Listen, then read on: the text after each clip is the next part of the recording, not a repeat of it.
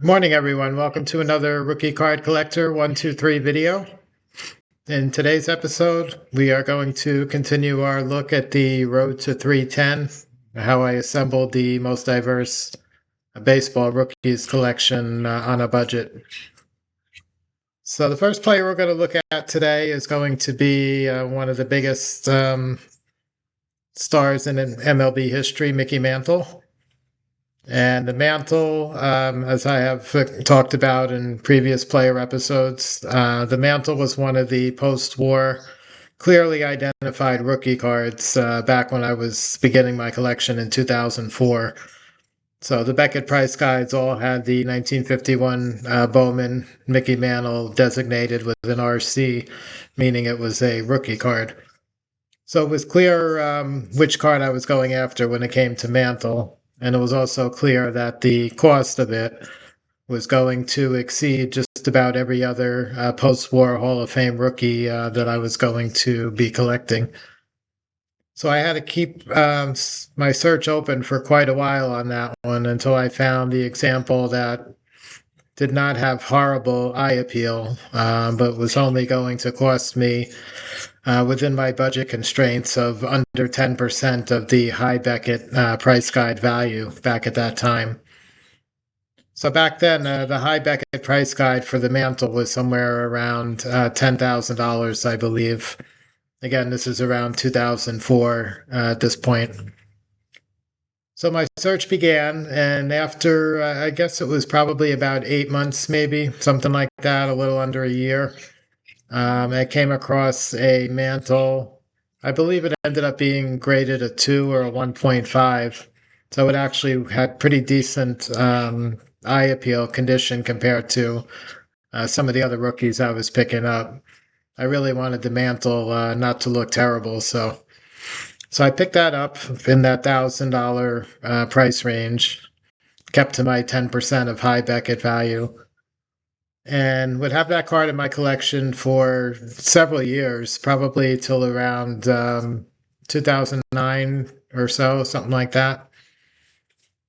And at that point, I was starting to look at other options for the guys that I had originally picked up, either Bowman or Topps rookie cards that were post-war, trying to see what other options were out there for Mantle. So one of the options was a 1951 Wheaties Premium that was from the Wheaties cereal company. It was a black and white glossy photo that you would send away for in the mail. I decided I would rather have my Bowman Mantle rookie than the Wheaties Premium, so I decided to hold on to that one at that point. And another year or two later, this is probably around 2010, 2011 or so, I came across on an eBay search, somehow I came up with a 1948 Mantle. It was a really young teenage image of Mantle. It was part of a team panorama. And I believe it was the 1948 Baxter Springs Whiz Kids. It was labeled on the bottom of the photo with the year. It was printed in the image. It was probably engraved in the negative or in the photograph. So it was a 1948 Baxter Springs Whiz Kids. It was a team panorama. It probably measured about 20 inches long, maybe more, and maybe about 6 inches, 7 inches in height from top to bottom. And Mantle's pictured, I believe he was 18 years old at that point, maybe 17. And that was right after he was signed by the New York Yankees. That was his lowest minor league stop in 1948 at Baxter Springs. The next year he would move up to Independence. My memory isn't the best. It's possible the panorama I'm thinking of was actually the 49 Independence Yankees team that Mantle played on, and not the 48 Baxter Springs, but I think it's the 48. Anyway, so I had a chance to pick up this panorama in an auction, and I was fortunate enough to end up winning the panorama. At that time, I believe it cost me somewhere in the $1,200 range, maybe something like that. And by that time, the Mantle rookie prices had escalated quite a lot. So I was able to make a pretty steep profit on what I paid for the Mantle originally when I sold it after having picked up the Panorama. And that gave me a lot of surplus cash to spend on other Negro League items that I was searching for and other Hall of Fame rookies as well. And that panorama I would end up keeping as my Mickey Mantle earliest rookie image all the way till the end of my collection in 2014. It was a really unique piece. I think there might have been a couple of others that existed, but never came across another one myself. So really cool Mickey Mantle as an alternative to the 51 Bowman rookie that everybody always looks for. Next one I'm going to look at is Christy Mathewson. Mathewson, of course, one of the original inaugural 5 Hall of Fame members, selected to Cooperstown in 1936. He was elected at the same selection as Babe Ruth, Ty Cobb, Honus Wagner, and Walter Johnson. So Mathewson began his career in the turn of the century, 1900 time frame. Did not have any 19th century issues, no 1890s issues at all. And he had a W600 Sporting Life cabinet, which is very expensive, even back in the time I was doing this collection, the early 2000s. He had a Bryce Williams card from 1903, which was even more expensive. And then he had some other tobacco and caramel era. He had a whole bunch of different cards from that time frame, which was more like 1909 to 1911. He was one of the few players that missed out on the fan craze playing game set, which was issued in 1906, one for the American League and one in the National League. For whatever reason, Mathewson was not included in that one. So he did not have a card during that era.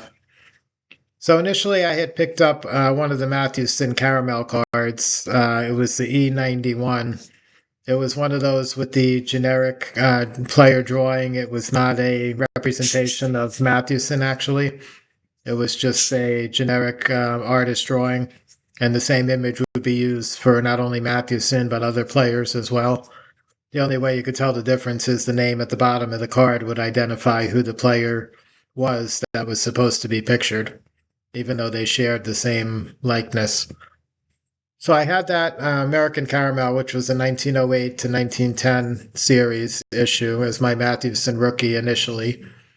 And 3 or 4 years later, now we're talking around 2007 or so, 2008 maybe, I came across an auction for a 1906 Mathewson, and that was part of the Ullman postcard series, which is a very scarce series of postcards put out of the New York Giant players. I believe there's about 8 or 10 different players that were made, and I was looking for the Mathewson, of course. And I came across one that was up for auction. Was in pretty rough condition, but I wasn't really worried about that. The populations on those are probably under 5. So I would be happy to just pick up the Mathewson card from there in any condition. So I was lucky enough to end up winning in the auction for the Mathewson Ullman postcard. So I picked that up. I sold my American Caramel previous one and had that postcard for probably 2 or 3 years, a couple more years. This is around 2009, 2010 now. And I became aware of a much earlier Mathewson, the earliest Mathewson New York Giants image that existed on a collectible. So this was a Police Gazette, which was a newspaper that covered a lot of sports right around the turn of the century, especially baseball. And they were starting to put out, in certain issues during the summer baseball season, they were starting to put out premiums or supplements to the newspaper. A lot of times the premiums or the supplements would share an identical image that was actually part of the newspaper that came out with the box scores and photos of the players and stuff like that. This was very much of an oversized newspaper, so when it was fully opened up, it was somewhere around 11 by 14, I believe, something like that. So these were super large. They were not gradable because they would not fit in even the largest grading company holder. But I was looking for the 1901 Mathewson because that would predate anything else I could possibly find. And I came across one on eBay, like I said, sometime in that night, 2009, 2010 timeframe. And if somebody selling it was actually a Net 54 board member. So I reached out to them off of eBay through Net 54 and was able to work out a deal to purchase the Mathewson. They were also a Hall of Fame rookie collector. They knew that I was as well, and they were happy to try to allow me to further my collection and pick that one up. So I did pick up that Mathewson. I assume the population on something like that. I've never seen another one come up for sale. Again, it's probably under 5 or so. So I was very fortunate to have the opportunity to buy that one. So I sold my almond postcard, which ended up actually bringing me quite a bit more money than what I had to pay for the Police Gazette, because again, it's a very oversized, it's a newspaper image, so they just don't sell for as much as cards or postcards would. So I picked up the 1901 Police Gazette. It's cataloged as M128 in the American Card Catalog, along with a number of other Police Gazette baseball images. There's a Joe Jackson, which is a very valuable and very famous one. There's also a Jim Thorpe from around 1911, which I think predates the T200 Fatima New York Giants Jim Thorpe, which was put out in 1913. So there was a few very valuable Police Gazette supplements from that series. Many of them came between 1901 and I believe they went up to the mid-teens, maybe 1916, 1918, something like that. After that, I think at some point they stopped putting out the baseball supplements, the oversized items. But again, the Mathewson I would hold on to until the end of my Hall of Fame rookie collection. So another super tough piece I was able to acquire. Next one I'm going to talk about is another real big one, similar to the Mickey Mantle. This one is Willie Mays. Both traditional rookie cards are part of the 1951 Bowman set.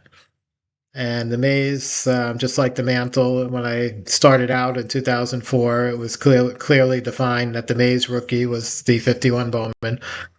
So I knew what I was going after. That one was not quite as much as the Mantle back then, but it was very pricey.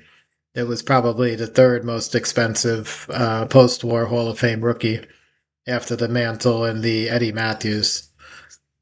So it took me probably about 6 months or so. I came across a Maze that was I think a 2.5. It was actually pretty decent condition. Because just like the Mantle, I didn't want to have a real ugly card as my Willie Mays rookie representation. I wanted something that looked pretty decent. So I came across a 2.5 and it fell within my budget. So I picked that up and I would have that for several years. And I went to a national, it was probably 2008 or so, maybe 4 years later.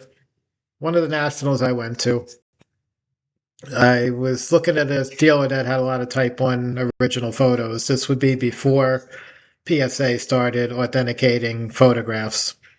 So they were not really called Type 1, they were just called basically original or vintage photographs. So I was looking through the Steelers' photographs, and he had a Willie Mays from his minor league days, and he played before he came up to San Francisco with the Giants in 1951. He played for the Minneapolis Millers, and the dealer had a photograph that looked original to me, like the equivalent of what a Type 1 would be now. And it wasn't a full size like 8 by 10. I think it was something like 4 by 6 or something like that. But it was a nice image. It had the newspaper markings where they, tried to fit it into the margin of the paper based on the space that they had available and stuff. So it had measurements markings on it on the back, and it was a really cool item. And I decided I could liquidate and sell off my 51 Bowman maze, and that would replace it, and that would free up a big amount of cash. At that point, again, the maze rookie had escalated quite a bit in price and was worth a lot more than what I paid in 2004 for it. So I decided to go ahead and buy that Minneapolis Millers original photo of Mays and sell my Bowman rookie. So I did that and had the Minneapolis Millers Mays for quite a while. And one day I was looking at one of the Net 54 board members who had a very informative Cuban baseball website with a lot of Cuban card issues. And he also ran auctions maybe a couple of times a year. Not a lot of them, but one of the auctions he ran, I was looking through all his listings and descriptions, and I came across something that said 1950 Willie Mays Cuban baseball card album, I think it said. So I opened up the description to read more about it, and it was part of a 1950. It's called Acebo y Cia. So that was a Cuban company. They actually put out a set of baseball cards in 1949 to 1950 for the Cuban Winter League season that year. And this 50-51, they produced an album similar to what they did in 49-50 for the actual baseball card set. Only this time, the card set never ended up getting released. But what they did was, instead of putting the album out with just blank spaces where you were supposed to put the card number, the card in the spot in the box, this time they actually put the player image inside every box. So you could tell exactly which player was supposed to go in which spot in the album. And there was clearly Willie Mays in one of the team images. And the Acebo Isia card of him, of course, along with all the others that were in the album, were never produced. So that would be a year earlier than the Minneapolis Millers photo of Mays, which I had. That was date stamped 1951 on the back. So I ended up deciding to pick up that Acebo Isia 1950 Cuban baseball album and then sell off my Minneapolis original photo of Mays. So I did that, and through the end of my rookies collection, of course, there was never anything earlier. In Major League Baseball, there was a couple of Negro League items that predated the 1950 Cuban album. But they were super expensive, even back at that time. An original Birmingham Black Barons photo that came up sold for somewhere close to $20,000, which was really a crazy number back then at that time. And he also played on the 1946 Chattanooga Choo-Choos, which was another Negro League club, his very first professional baseball season. And I believe there's a team photo, some sort of team photo that exists of that team with Mays in it, which I never saw an original, not for auction or anything. But I'm sure that would bring probably even more money than the Birmingham Black Barons. So anyway, that would be the Acebo Isia 1950 Cuban album would be my Mays representation for the rookie collection, the earliest I was ever able to obtain. And I'll talk about one more today. This one is a true Negro League guy, Jose Mendez, who's also nicknamed the Black Diamond.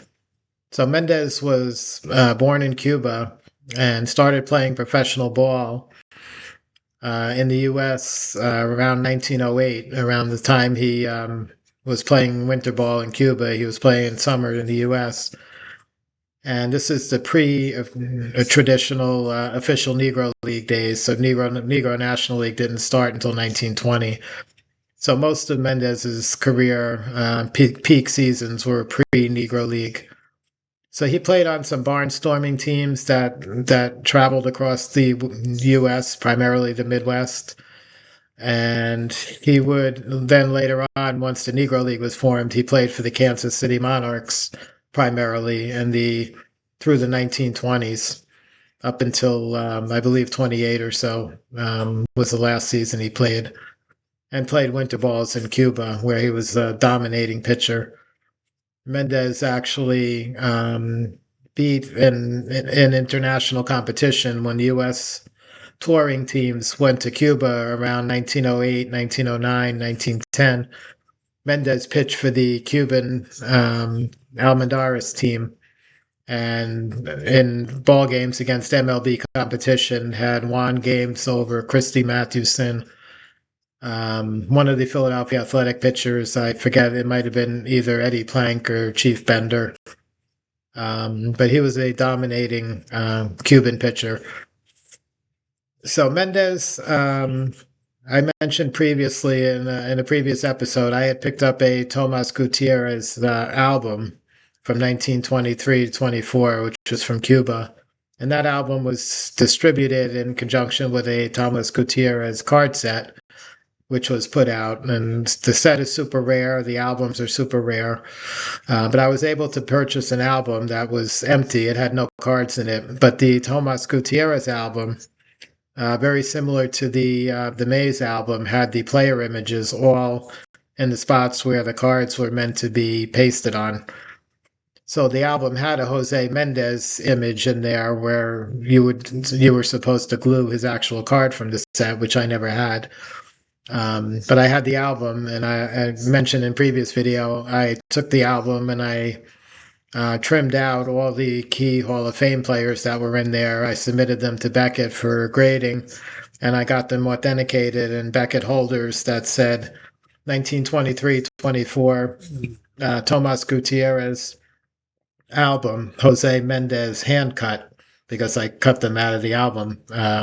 They were exactly the same size as the baseball cards, the actual set that was issued. So I had that for Mendez. So that was my rookie representation for a good while. 2010 or so, 2009, 2010. Somebody through Net54 reached out to me because I had posted on a buy, sell, trade message on there that I was looking to buy any Negro League or Cuban League baseball items, that pictured Hall of Famers, at least one Hall of Famer. So somebody reached out to me and told me they had a postcard, and it pictured a team, which was the All Nations team. And it had Mendez on the team. It also had John Donaldson, who very recently has been up for election for the Hall of Fame. I know he was up once very recently, a year or two ago. I think he might have been up for election even a second time before that one. He still has not gotten in, but he was a dominating pitcher in that same time frame, the 19 teens, like Jose Mendez was. So Donaldson and Mendez, as well as a whole bunch of other ball players, were on this All Nations team. And this was a U.S. barnstorming team that played primarily in the Midwest. And they had players from, I believe it was 6 or 7 different countries as part of the team, including Donaldson and Mendez from Cuba, Donaldson in the U.S., and they had players from China, Japan, and 3 or 4 other countries. I forget all the countries that were represented. But it was a single file line. It was not a real photo postcard. It was like a commercially printed postcard that had the team on it. And the back of the postcard, interestingly, had a stamp on there from, I'm trying to remember who wrote their name on the back, or I'm not sure if it was an autograph or not. I think it was an umpire. It was an umpire, maybe, or somebody related to the sponsor of the All Nations team. But anyway, the postcard was stamped on the back, and that postcard was acting as a pass, which allowed you to get into the baseball game where the All Nations Club was playing. So the postcard was not only printed as a postcard to be mailed, but it was also having been used as a pass to admission in place of a ticket to get into a Negro League, not a Negro League, but a barnstorming baseball game where the All Nations team was playing. So it was a really cool item. It was from 1913, which was 11 years or 10 years earlier than my Tomas Gutierrez album card with Mendez on it. So, of course, I had to go after that. And fortunately, we were able to work out a deal. It was very expensive, considering what cards were back in 2010 compared to today. But I was able to pick up the All Nations 1913 team postcard with Mendez and Donaldson. And that would wind up being my earliest Mendez I was ever able to acquire.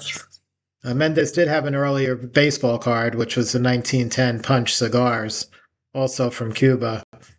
Extremely rare set, extremely rare card. I think the population on that is maybe 3, and super expensive. Today, that would, for sure, that would be a 6-figure card if you did ever come across it.